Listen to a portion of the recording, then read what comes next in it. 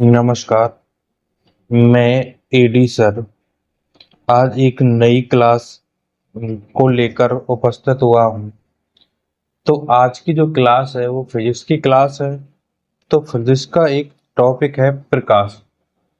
तो प्रकाश क्या है, ये कौन सी शाखा से लिया गया है, तो इसके बारे में पहले अपन फिजिक्स को जानना पड़ेगा। तो फिजिक्स क्या है यहाँ पे कि इसको बोलते हैं भौतिक विज्ञान। तो फिजिक्स को यहाँ पे भैया ग्रीक भाषा के फ्यूसिस फ्यूसिस शब्द से लिया गया है। यानी ये जो फिजिक्स है इसकी उत्पत्ति कौन से शब्द से हुई है? ग्रीक भाषा के फ्यूसिस शब्द से हुई है। अगर इसको हम अंग्रेजी में कन्वर्ट करते हैं तो कौन सा शब्द आता है? नेचर। और नेचर को अगर हिंदी में कन्वर्ट करेंगे तो क्या आएगी? प्रकृति आएगी। तो फिजिक्स क्या है कि हमारे आसपास का जो वातावरण, जो प्रकृति में जो पाई जाती हैं, जो अपन दैनिक जीवन में जितनी ही वस्तुओं का उपयोग करते हैं वो सब हमारी प्रकृति में आती है। और प्रकृति किस में आती है? हमारी फिजिक्स में पढ़ते हैं। तो इसकी परिभाषा क्या होगी फिजिक्स की? क्या यानी फिजिक्स को कौन सी शाखा है? यानी साइंस की शाखा है। कौन सी शाखा है? साइंस की, यानी विज्ञान की शाखा है। तो फिजिक्स की जो परिभाषा है वो क्या है कि यानी वह शाखा जिसमें एक तो पदार्थ यानी मैटर, एंड दूसरी क्या है इसमें? ऊर्जा, एनर्जी। इन दोनों के बीच क्या होगी? एक परस्पर क्रियाएं होंगी। इन दोनों के बीच क्या होंगी? एक परस्पर क्रियाएं होंगी। इन्हीं क्रियाओं का अध्ययन करना ही क्या कहलाता है? हमारा फिजिक्स कहलाता है। क्या कहलाता है? फिजिक्स कहलाता है। तो परिभाषा क्लियर हो गई। यानी ऐसी शाखा या वह शाखा जिसमें पदार्थ एवं ऊर्जा ऊर्जा और इन दोनों के बीच क्या होगी? क्रियाएं होंगी। तो इन्हीं क्रियाओं का अध्ययन करना ही क्या कहलाता है? हमारा फिजिक्स कहलाता है। यहाँ तक क्लियर हो गई। अब बात करते हैं जो फिजिक्स है। क्या है भैया? फिजिक्स समय के आधार पर इसको दो भागों में बांटा गया है। एक तो है क्लासिकल, एक क्या है भैया? क्लासिकल है, जिसको बोलते हैं अपन चिर संवत चिर संवत। और दूसरी है अपनी मॉडर्न मॉडर्न फिजिक्स कह सकते हैं। मॉडर्न को क्या बोलेंगे यहाँ पे? आधुनिक बोलते हैं। यानी फिजिक्स को हमने समय के अनुसार दो भागों में बांटा गया। तो एक फिजिक्स कौन सी है? क्लासिकल फिजिक्स बोल सकते हैं। इसको कौन सी बोल सकते हैं? मॉडर्न फिजिक्स बोल सकते हैं। अब बात करते हैं कि जो क्लासिकल फिजिक्स है वो किसे कहते हैं। यानी कह सकते हैं कि 19वीं सदी से जो पहली वाली जो फिजिक्स है, 19वीं सदी से पहले वाली फिजिक्स को अपन क्या कहते हैं? क्लासिकल फिजिक्स बोला जाता है। इसके जनक कौन है? इसके जनक हैं सर आइजैक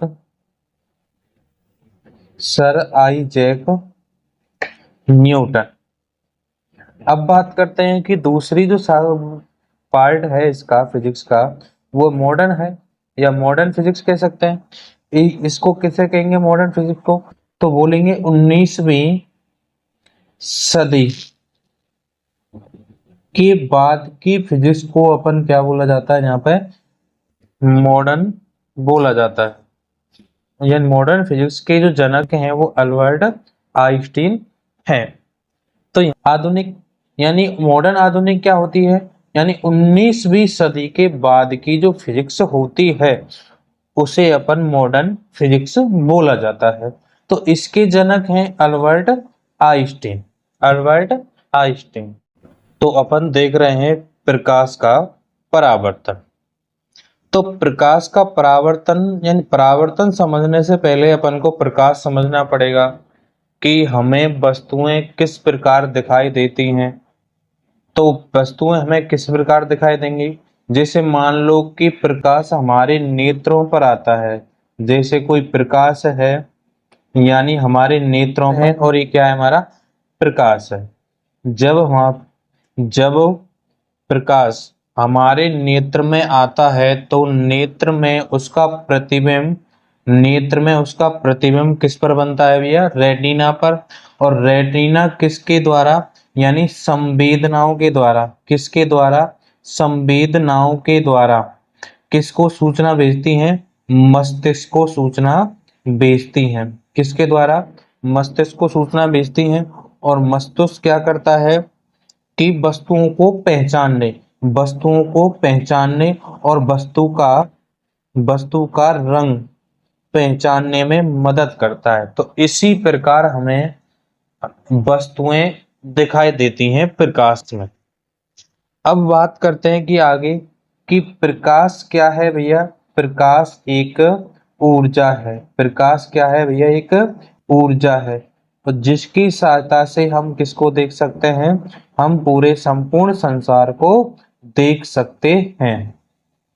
तो बात यहाँ तक क्लियर हो गई कि जब प्रकाश हमारे नेत्र में आता है तो प्रकाश जब रेटिना पर जाएगा तो रेटिना संवेदनाओं के द्वारा सूचना किसको भेजेगी, मस्तिष्क को। और मस्तिष्क क्या करेगा, इस वस्तु को पहचानने, वस्तु या वस्तु का रंग पहचानने में मदद करेगा। दूसरा पॉइंट क्या है कि प्रकाश क्या है, एक तरह से ऊर्जा है। प्रकाश क्या है, एक ऊर्जा है जिसकी सहायता से हम क्या कर सकते हैं, पूरे संसार को देख सकते हैं।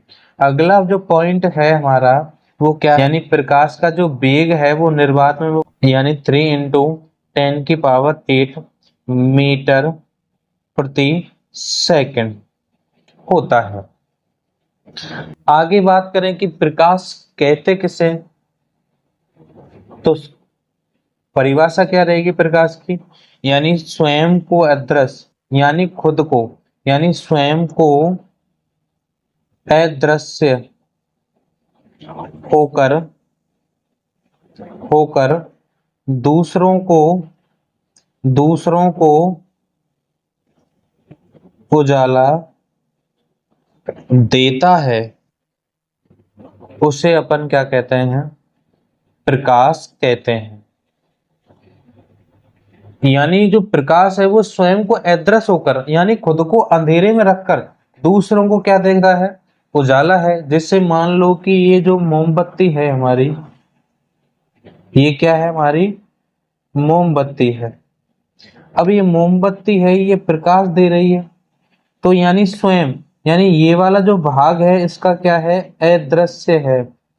क्या है, अदृश्य। और ये क्या कर रहा है, प्रकाश दे रहा है, यानी उजाला दे रहा है, जिसको अपन क्या कहते हैं, प्रकाश कहते हैं। जैसे मान लो कि कोई बल्ब है, बल्ब वाला भाग, ये वाला भाग क्या करता है कि उजाला देता है, रोशनी देता है। और ये वाला भाग कैसा रहता है, अंधेरे में रहता है या अदृश्य रहता है। यानी स्वयं को क्या रख रहा है वो, यानी स्वयं को क्या कर रहा है, वो अदृश्य हो रहा है और दूसरों को क्या दे रहा है, उजाला दे रहा है। अगला जो पॉइंट है वो क्या है हमारा, कि प्रकाश की जो प्रकृति होती है, प्रकाश की जो प्रकृति बताई है, वो बताने वाले वैज्ञानिक कौन से हैं, वो वैज्ञानिक का नाम क्या है, वो तो उस वैज्ञानिक का नाम है डी ब्रोगली। De Broglie. तो इन्होंने प्रकाश की प्रकृति कैसी बताई हुई है, द्वैत प्रकृति। कैसी बताई है, द्वैत प्रकृति बताई है। अब द्वैत प्रकृति में कौन कौन सी चीजें आती हैं, तो एक आती है हमारी तरंग, एक कौन सी आती है, तरंग। और दूसरी आती है हमारी कण। यानी जो प्रकाश है वो कण के रूप में भी काम करता है और तरंग के रूप में भी काम करता है। अब जब प्रकाश तरंग के रूप में काम करेगा तो अपन किसको पर पढ़ेंगे, तो उसको पढ़ेंगे विद्युत चुंबकीय चुंबकीय त्वरण। अगर हम कण के रूप में प्रकाश पढ़ रहे हैं तो वो किसके रूप में पढ़ेंगे अपन, फोटोन के रूप में अपन कण को पढ़ते हैं। अब बात करते हैं कि प्रकाश का परावर्तन। अगला पॉइंट क्या है भैया, कि प्रकाश का परावर्तन। तो कैसे कह सकते हैं कि प्रकाश का परावर्तन क्या है, कि प्रकाश की किरण एक माध्यम से चलकर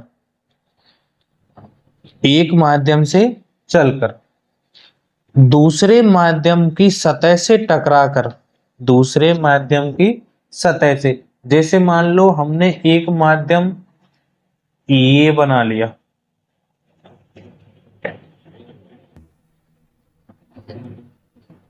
और एक माध्यम ये है, यानी फर्स्ट माध्यम, और ये कौन सा माध्यम है, सेकंड माध्यम। तो अपन कैसे कह सकते हैं कि जब कोई प्रकाश की किरण एक माध्यम से चलकर दूसरा, अब ये दूसरा माध्यम हो गया, तो दूसरे माध्यम की सतह से टकराकर उन्हें उसी माध्यम में लौट जाती है, तो इस लौटने की घटना को प्रकाश का परावर्तन कहते हैं। तो दोबारा देख लो कि जब, यानी एक माध्यम, तो ये वाला माध्यम है हमारा फर्स्ट, दूसरा माध्यम हमने ये ले लिया। तो अपन परिभाषा कैसे सेट करेंगे कि जब कोई प्रकाश की किरण एक माध्यम से चलकर, तो एक माध्यम से चलकर आ रही प्रकाश किरण और दूसरे माध्यम की सतह से टकरा रही है, जैसे ही टकराएगी तो वो दूसरे माध्यम उसी माध्यम में लौट जाएगी, तो इसी लौटने की घटना को क्या कहते हैं, प्रकाश का परावर्तन कहते हैं। अब बात करते हैं कि जो ये आने वाली किरण है इसको बोलते हैं अपन आपतित किरण। जो आने वाली किरण है उसको आपतित किरण, और जो जाने वाली किरण है इसको बोलते हैं परावर्तित किरण। जो आने वाली किरण है उसको तो आपतित किरण और जाने वाली किरण है उसको परावर्तित किरण। अब बीच में डाल दिया हमने इसमें अभिलंब। ये जो बीच में है ये क्या है हमारा, अभिलंब।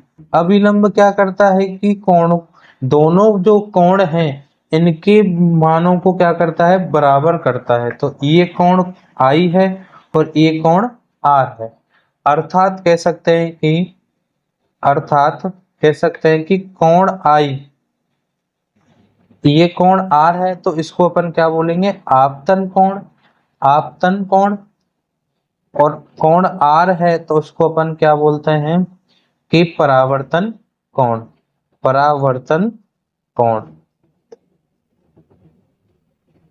तो इस प्रकाश की जो परिभाषा है वो क्लियर है, क्योंकि प्रकाश का परावर्तन की, तो इसके कुछ नियम हैं, यानी प्रकाश के जो परावर्तन के जो नियम हैं वो नियम क्या बनेगा, पहला नियम क्या बनेगा कि आपतित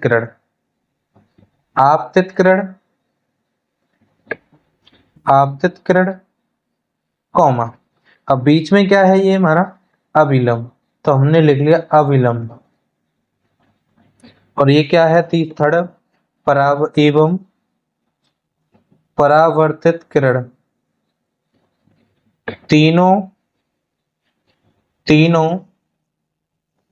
एक ही तल पर उपस्थित होते हैं। तीनों एक ही तल पर क्या है, उपस्थित होते हैं। हमने इसको तल को मान लिया O, यानी आपतित किरण ये वाली, अभिलंब ये वाला और परावर्तित किरण तीनों एक ही तल पर क्या है, ये उपस्थित होते हैं। तो ये पहला नियम क्लियर हो गया।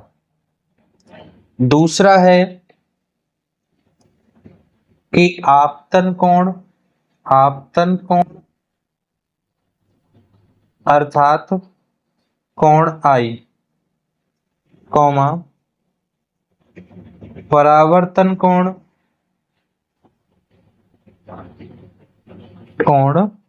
R का मान सदैव कैसा होगा भैया, बराबर होता है। कोण कैसा होता है, बराबर होता है। यानी दूसरा नियम क्या कहता है कि आपतन कोण और परावर्तन कोण का मान सदैव कैसा रहेगा, बराबर रहता है। अब तीसरा जो पॉइंट नियम है वो क्या है कि जो परावर्तित वर्तित किरण, यानी परावर्तित किरण कौन सी, जो ये जाने वाली किरण है। परावर्तित कौन सी है, ये जाने वाली किरण है। परावर्तित किरण की आवृत्ति, आवृत्ति एवं चाल में कोई अंतर नहीं होता है, कोई अंतर नहीं होता है। यानी जैसे, यानी जो आपतित किरण आ रही है वही कोण से अपन क्या परावर्तित किरण जाएगी। अब यहाँ पर एक चीज आई है कि आवृत्ति क्या होती है, तो यहाँ पर जो पॉइंट है ये आवृत्ति क्या होती है, तो आवृत्ति क्या होती है, तो एकांक समय में, यानी एकांक एकांक समय में किए गए कंपनों कंपनों एवं या कंपनों या दोलनों, कंपनों या दोलनों की संख्या को तरंग की आवृत्ति कहते हैं।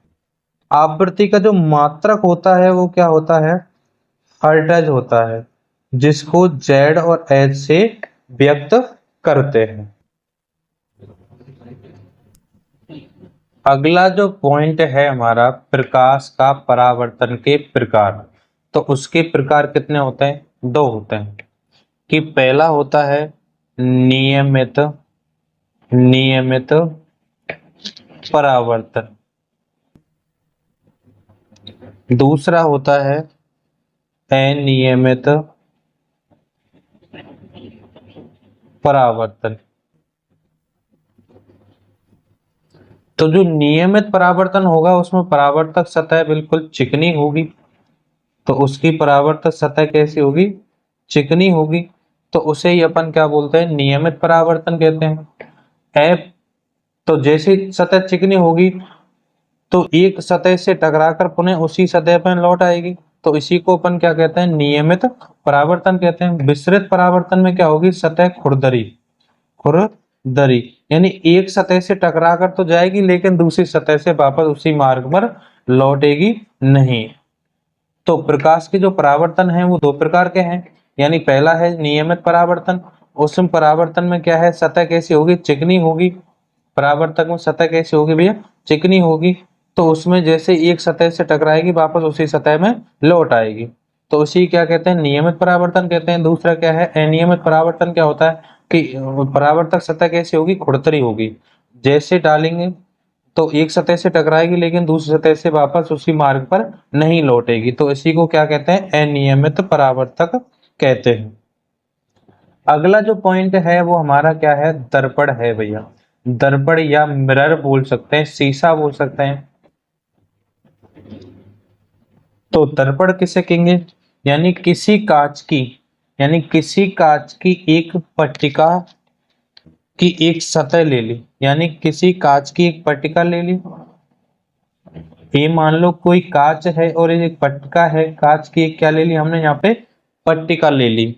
इस पट्टिका को हमने एक परावर्तक पदार्थ से, कौन से पदार्थ से भैया, परावर्तक पदार्थ से क्या कर दी, इस पर पॉलिश कर दी, क्या कर दी, पॉलिश कर दी। तो निर्मित संरचना ही तो निर्मित संरचना ही तो निर्मित संरचना ही क्या कहलाती है, हमारी दर्पण कहलाती है। अब बात करते हैं कि जो परावर्तक पदार्थ है वो क्या है हमारा, कि या कह सकते हैं कि भाई जो कलर किया था हमने वो कलर कौन सा है, AgBr, तो जिसको अपन बोल सकते हैं कि किससे करी है, सिल्वर ब्रोमाइड से। किससे करी है भैया, सिल्वर ब्रोमाइड से। या अपन कह सकते हैं कि एक है हमारा निकेल, जिसको Na से भी। यहां तक क्लियर। आगे बात करते हैं कि दर्पण के टाइप्स यानी मिरर ऑफ टाइप्स यानी दर्पण के प्रकार। तो दर्पण के कितने प्रकार होते हैं? दो प्रकार होते हैं। एक होता है हमारा समतल दर्पण, समतल दर्पण। दूसरा होता है हमारा गोलीय दर्पण। दूसरा कौन सा होता है? गोलीय दर्पण। तो गोलीय दर्पण के भी हमने दो टाइप से पढ़ने हैं। एक तो है हमारा अवतल दर्पण, अवतल दर्पण, और दूसरा है हमारा